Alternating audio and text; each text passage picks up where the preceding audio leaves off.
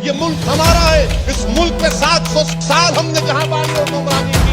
ये चार मीनार तुम्हारा है, ये किले को गोलकुंडा तुम्हारा है, ये दारुल सलाम तुम्हारा है, ये कुतुब मीनार तुम्हारा है, वो ताजमहल की खूबसूरती तुम्हारी है। अरे सब कुछ तुम्हारा है।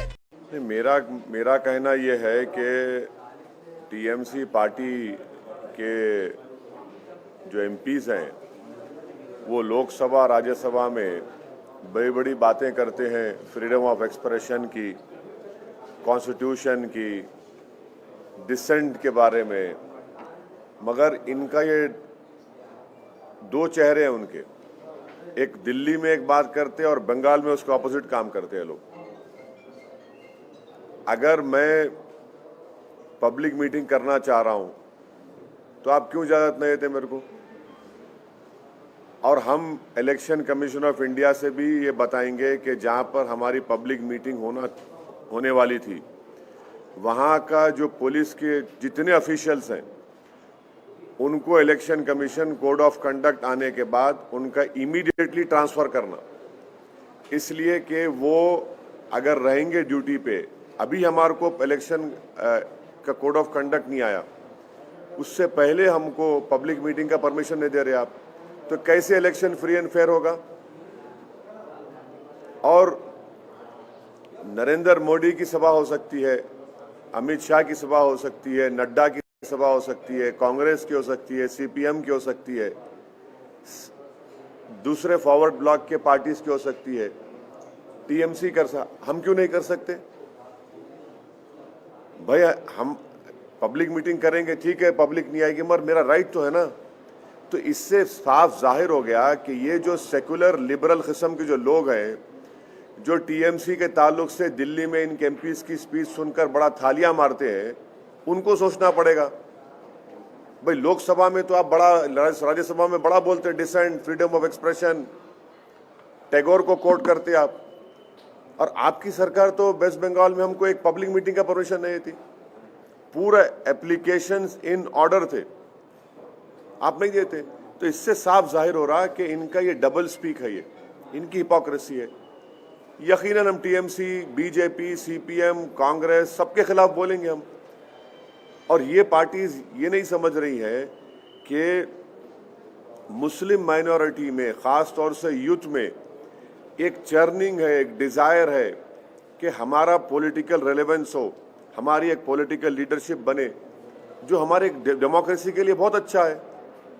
हमारी डेमोक्रेसी मजबूत होगी अगर यूथ आकर डेमोक्रेसी में पार्टिसिपेट करेगा तो उसके लिए बहुत अच्छा होगा। ये अनफॉर्चुनेट है कि टीएमसी गवर्नमेंट हमारे को परमिशन नहीं दे रही है, बड़ा अनफॉर्चुनेट है ये। इलेक्शन हम जीतेंगे, हारेंगे, आप जीतेंगे तो लगा हुआ है, मगर हमारा व्यू पॉइंट रखने के आप हमारे को नहीं दे रहे इजाजत। ये कौन सी डेमोक्रेसी की फिर बात कर रहे हैं आप?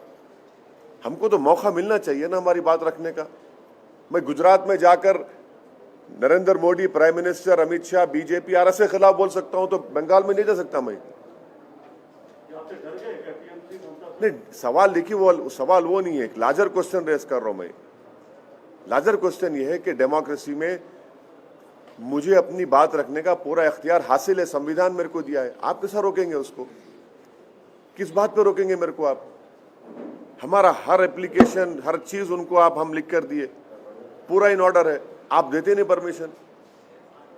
फिर टीएमसी क्यों रोती दिल्ली को आकर? फिर टीएमसी को रोने की क्या जरूरत है? फिर हमारे को मौका दीजिए, हमारे को परमिशन दीजिए। और वो पुलिस ऑफिसर्स अगर रहेंगे इलेक्शन कैंपेन के दौरान में, तो वो तो फ्री एंड फेयर नहीं रहेंगे। सर, आपका जो गठबंधन की बातचीत चल रही थी उसमें तमाम तरह के हर्डल्स आ गए, क्या आपको लगता है कि आपके जो अपोनेंट हैं उनकी साजिश है?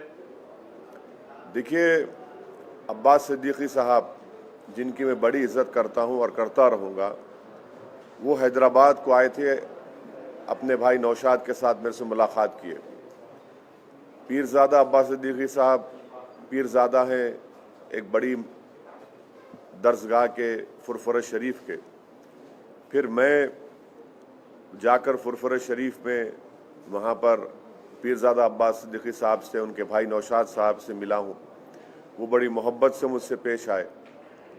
मेरा जो बातचीत हुई वो अब्बास सिद्दीकी साहब के साथ हुई है। अब अब्बास सिद्दीकी साहब के भाई जो पार्टी के चेयरमैन हैं, उनकी पार्टी क्या फैसला लेगी ये मेरे को, मैं उसके बारे में नहीं बोल सकता हूं, मगर मेरी इज्जत जो अब्बास सिद्दीकी साहब के साथ है वो बराबर रहेगी। और उन्होंने कल एक स्टेटमेंट भी दिया है कि उनकी जो रिलीजियस जो ऑर्गेनाइजेशन है वो MIM पार्टी का सपोर्ट करेगी। सर क्या उसमें क्लैरिटी चाहिए सर? कंफ्यूजन है, एक तरफ आप बोल रहे हैं आपकी बात अब्बास सिद्दीकी के साथ चल रही है, दूसरी तरफ नौशाद साहब उनकी पार्टी अलग है, तो एक क्लैरिटी चाहिए कि क्या अब्बास सिद्दीकी साहब ने आपको प्रॉमिस किया है कि जो आप लड़ेंगे आपके साथ आपको सीट देंगे, उनका दोनों का टाई अप होगा? नहीं, कल का जो उनका स्टेटमेंट है जो पब्लिकली अवेलेबल है, जिसमें पीरजादा अब्बास सिद्दीकी साहब ये बोले हैं कि MIM पार्टी का वो सपोर्ट करेंगे, वो उनके लोगों को भी बोलेंगे, वो ऑन रिकॉर्ड उस बात को कहे हैं। अब आगे क्या होता है तो ठहरिए देखिए क्या होता है, देखते हैं।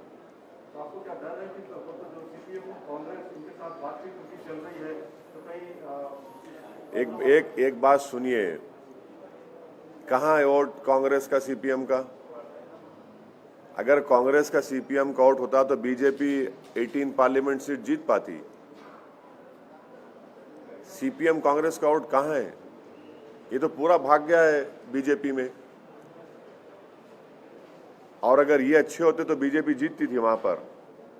तो जहां पर TMC रिस्पॉन्सिबल है बीजेपी के विरोध के लिए, वहीं पर कांग्रेस CPM भी रिस्पॉन्सिबल है। और कांग्रेस पार्टी का तो माशाल्लाह आप देख लिए गुजरात में क्या हुआ, कुछ नहीं रहा। सियासत की जमीन तो साफ हो गई तो इसलिए पानी में कूद जा रहे हैं। नहीं, मैं किसी का नाम नहीं ले रहा हूं भाई। सियासत की जमीन जब साफ हो जाती है तो जमीन मिल नहीं रही आपको, तो आप पानी में कूद जा रहे हैं। कूदिए पानी में, डूबेंगे वहां भी, यहां भी डूब गए जमीन पे, पानी में भी डूबेंगे आप। वो ठीक है, वो क्या क्या करते कर लीजिए, उनका जाती फेल है। मगर कांग्रेस का कहाँ है? कांग्रेस का वोट कहाँ है भाई? अहमदाबाद जैसी सरजमीन पर सिर्फ 20 दिन के कैंपेन में हम लोग 7 सीट जीतते हैं, और जो 15 सीट हारे वहां पर सब्सटेंशियल नंबर ऑफ वोट्स हम लोग लिए। वो तमाम के तमाम लोग बोलते कांग्रेस का बड़ा गढ़ है। हम बोले ठीक है, हम गढ़ में जाके हम लड़ते, हर एक के गढ़ में जाते हैं। हम दंगल में गए, जीते वहां पर।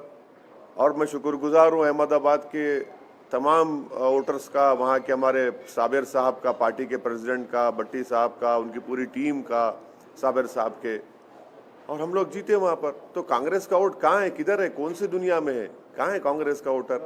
CPM लेफ्ट फ्रंट कहाँ है? किधर है? अब खाली CPM कहीं रेलेवेंट है वो केरला में है, वो मानते उस बात को, और हो सकता है कि वहां पर टफ मुकाबला देंगे वो, मगर दूसरी जगह कहाँ है CPM है? कोशिश कर रहे हैं ना सर, CPM कांग्रेस अब्बास सिद्दीकी के साथ बात कर रहे हैं। अब वो देखिए, अब मैं अब्बास सिद्दीकी साहब की इज्जत करता हूं और करता रहूंगा। उनका स्टेटमेंट भी कल का अवेलेबल है। अब देखिए आगे क्या होता, फिर डिसाइड करेंगे।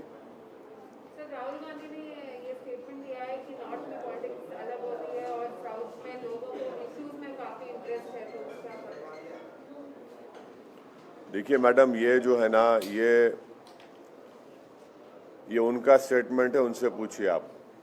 उनके पार्टी वाले भी तो यही कह रहे हैं कि ये इसका एक्सप्लेनेशन हम नहीं दे सकते, सिर्फ राहुल गांधी को ही। हाँ, तो असदुद्दीन ओवैसी कैसे देंगे जब उनकी पार्टी नहीं समझ सक रही? उनको मैं कैसे समझूंगा उनको?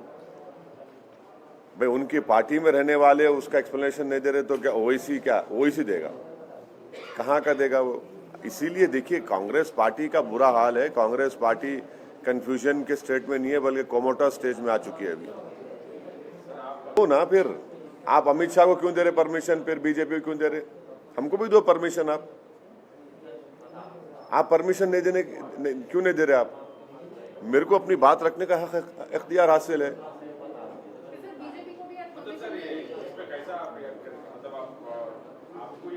नहीं, एक बात सुनिए, अगर मैं अपनी बात नहीं रख सकता हूँ डेमोक्रेसी में, मेरे को इख्तियार हासिल है, मैं अपोज करूंगा, सबको अपोज करूंगा। मैं TMC को करूंगा, बीजेपी को करूंगा, CPM को करूंगा, कांग्रेस को करूंगा। I will definitely go, but the question that has been asked to me is about the not giving of permission to MIM party to hold a public meeting in Mitia Burj. मतलब sir यही reason बता जरा आप BJP को proxy काम कर रहे हैं इसलिए आपको रैलीज नहीं मतलब ये जब गोधरा हो रहा था ममता बनर्जी कहाँ बैठे थे? जब गुजरात में फसाद हुआ ममता बनर्जी कहाँ बैठे थे? 18 सीट लोकसभा बीजेपी जीती, मैं लड़ा भी नहीं, मैं जिम्मेदार हूं।